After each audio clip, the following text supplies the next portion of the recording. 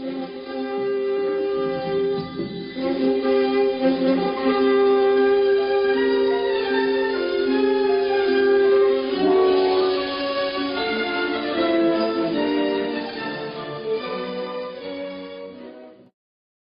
viewers of Wasteland TV, we are here with Ricardo Padilla, Executive Director and Co-Founder of the Latino Comics Expo. So who's your other co-founder? You know what, my friend from Southern California, Javier Hernandez, you may have heard of him. He does the legendary independent comic El Muerto, the Aztec zombie. Ah, not the brother of the Love and What Rockets guy? No, not that Hernandez. Yeah. But we are proud to have the Hernandez brothers. Yeah, both of them here today? Yes. I'll have to dig out tomorrow my Love and Rockets. Yes, definitely. They're real. They're that rare artist that is a great artist, but even a better person. They're really friendly with the fans. They're willing to sign, and then been a big supporter of the Latino Comics Expo since day one. I can understand why, because it's a really hard medium to be a part of. You know, especially when it's a focused. How would you put it? Kind of like, you know, when you're going with like focused on one. I can't find a word. You know what I'm saying? Oh, like a niche market. Yeah, a niche market. Yeah. Well, that's the thing that we joke around is that, like, you know, our market share is getting bigger and bigger every year. We've been doing this independent comic book show for about 8 years, and the joke is the first year we only had about 10 artists, and about, you know, maybe a couple hundred people came by. But last year we had a big one in Long Beach where we had about 80 artists from all over the country, and we had, you know, over 3,000 people that turned out. So every year we're getting a little bit bigger and better, and more people want something different. It can't just be all Marvel and DC. No, you know? because nowadays it's like with the age of the black and white era, Marvel and DC have pushed out a lot of that underground comics, the experimental comics. Exactly. That's what we really like. The underground, the independent, the alternative. That's really us as well. Are these internet comics or are they a balance of both? You know what? A balance of both. There's a lot of people that do publish digitally. There's a lot of old school people that still publish it, self-publish, Xerox. So it's a good mix. There's people that are here with big comic book companies, DC and Marvel, Fantagraphics. Fantagraphics has always been from this area, actually, San Jose, isn't it? That was Image, I think. Image is from the Berkeley area, I thought. Because Fantagraphics is known for being from Seattle. Oh no, Slave Labor. Slave Labor. Slave Labor. That's right. That's San Jose. Yes. Yeah, that one. Is that one still around even? You know, I hear he keeps trying to keep it going. You know, but it's a tough time for everybody in the business, in the publishing and stuff like that. But you know, that's why we encourage a lot of independent publishing. A lot of, you know. Did you start this because as part of the MJC tours, college tours? No. Or as a real Comic Con, like going from place to place? Going to place. That's, you know, we've been doing it for 8 years. LA. We started in San Francisco, went down to LA, San Jose. You know, we even did one in Texas, and now we're here in Modesto. Our philosophy is take the art to the people, you know. They can't just be elites in all these big cities, you know. You know, a lot of people tell us it's like we can't ever afford to go to Comic-Con International. You know, this is the first time we've seen a con come to our part of California, so that's what we like to hear. Well, we've had cons, but it's been mainly focused with cosplayers. Do you have ever cosplayers come in a lot? Yeah, that's something that started a lot, especially like with that movie Coco that came out. Yeah. Our last one, we had a lot of Coco cosplay. A lot of people do like the Aztec Wonder Woman and stuff. So that's, we encourage everything. Will they be coming out tomorrow, your cosplayers, you think? Yes, Saturday. Yeah.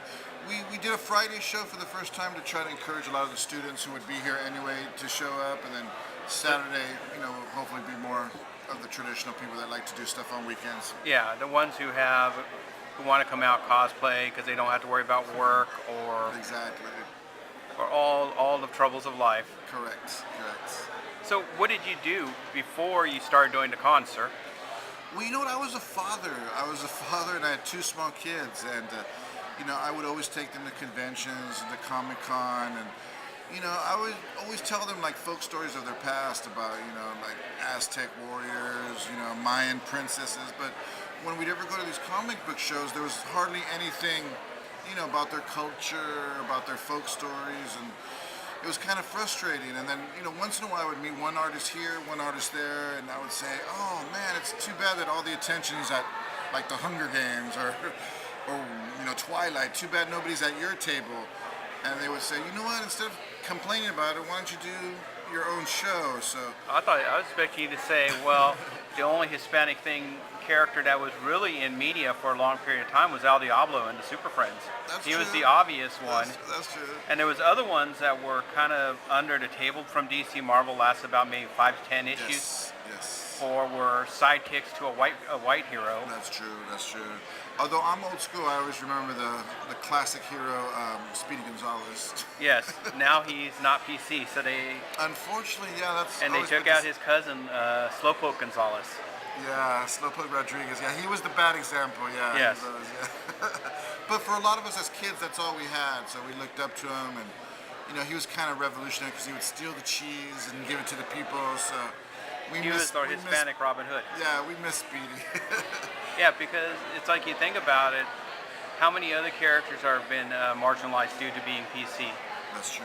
Because in the end, the only comic book, being of Hispanic descent as well, that I ever saw running all these years is Love and Rockets. Yes. Both, even with Birdland, with their little bit more edgier one, it still stayed with the Hispanic culture, the Hispanic community, the luchadors, exactly. That is correct, yes. That is true. So that's why they mean a lot to us. Love and Rockets is like, the ultra we worship. Yeah, because I happened to get lucky to find, I think issues 2, 3, and 4 at a flea market at $1 each. Because don't make me hate you. It was just at Turlock. No one would have thought anything of it just because of the area. That is the dream. That is the dream. And then I hear other people, well, I found this old Superman issue. Oh, I'd rather have that. But as you get older, you begin to appreciate this stuff. That is true. That is true. And do you feel that the Hispanic comic book market has gotten better or worse? I mean, like you said, if you go through the official publishing, I mean, you do see more titles, and that does give you encouragement, but the really thing that keeps us going is, like I said, is all the independent artists. You do see a lot of people doing their own stuff, animation. And the fun thing, too, is you see a lot of female Latinas doing their own work. And that's been really exciting to see, females really, drawing, doing their own comics.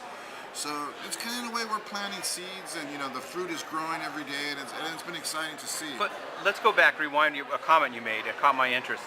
Is you said animation. Animation has greeted the Hispanic culture better than the comic book industry, which is surprising.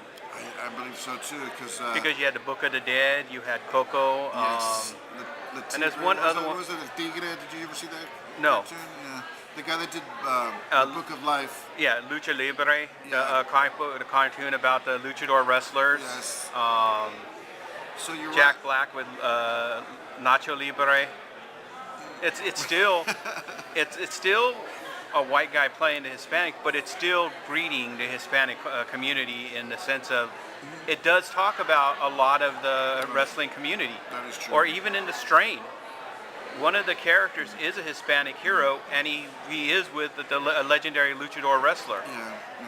And that's the exciting thing, is that there is a lot of stories, there is a lot of stuff that we could explore. So, I do feel like we're the future, because I like Batman, I like Spider-Man, but when you look at it, those are 80 years old, 60 years old. I mean, I always feel it's time to do new stuff, new stories, new characters, and I kind of feel like we're part of that movement and trying to open up the narrative a little bit. The closest we got to really opening the narrative is Guillermo del Toro's. He's the one who's opened up a lot and was saying, I'm going to have basically a Latino-based character audience in my products. Yeah, and not only is it good creatively, but it's good for business too. There's a lot of people, when they do those, the box office thing. I mean, Latino population is always 40% of the DC and Marvel movies. We're there. We're a hungry market, and if we had more stories, about our culture, our folk stories, I'm sure it would be a hit as well. So yeah, because if Black Panther could do it. Thank you. And the funny part about Black Panther is you hear people getting uprisings. It's all ours, but it was created by Jewish white guys. Kirby lives, yes. Yes, and they forget completely about that too. Yeah, exactly. So Yeah, and that's the thing too. Sometimes we do get a lot of pushback, like they're like, "What is a Latino comics?" or "Why are you trying to separate yourself?" And it's not really that. It's just what, nothing is more American than comic books or cartoon strips, and we're part of that. We're part of that American art form, and we have stuff to contribute to it. So we're not trying to separate ourselves, as we want to be part of that. We want to be part of it again, because the last time we're really part of that community was with the character Zorro, who's been long forgotten. Even though he's played by Guy Williams, Zorro is still a character of Latino background. Right, and Bob, that people say that was Bob Kane's inspiration for Batman. Shadow was, too. That's another one. I've heard both, but yeah, the mask and the alternative, Yeah, lifestyle. the ego, yeah, Maybe we should reword that. the alternate, yeah, Because the Batman and Robin angle will take the wrong way. Yeah, but the two like personalities. The duality. The duality. Thanks you. So little by little, our show is getting bigger and better, and it feels good to be an alternative to the regular corporate stuff.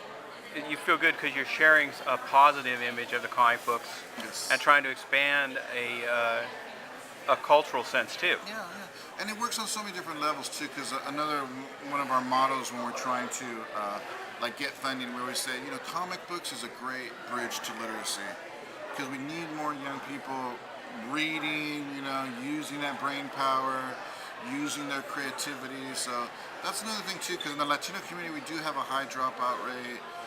We have a lot of young people that need that creative outlet. So that helped me when I was growing up. Comic books really saved my life. Because if you think about it, the Latino community, the dropouts, they do start with art, and then somewhere they lose direction. Yeah. Because they're drawing the Aztec warriors or variants of them, lowrider cars, the women that are sitting next to the car, which are basically would be the later versions of the Amazon priestess. No, that's true. That is true. And so that's why we say it's like the comic book is a great way to get into the narrative. Have our story in literature and comics, and that can be a big impact on a young reader. Because that's what helped me. I saw Love and Rockets when I was a young person. I was like, oh my God, that looks like the people in my neighborhood. For me, it was Spider-Man and Peter Parker. Yes. Because the today's Peter Parker is way different than the Peter Parker when I used to read it. No, that's true, because he was always conflicted. He had he had earthly problems. Yeah, exactly. So that was easy to identify. Now he just wishes them away, and then they reboot him. So it's like, it's really hard to really associate yourself with a character like that nowadays. That is true. That is true. That's one of the mistakes Marvel and DC have both done with a lot of their characters. That is correct. That is correct. But any last words you'd like to say to the audience of Wasteland TV before we sign off with this interview? Yes, I would say if you like comics, if you like independent comics, you want to get something different, definitely check us out, LatinoComicsExpo.com.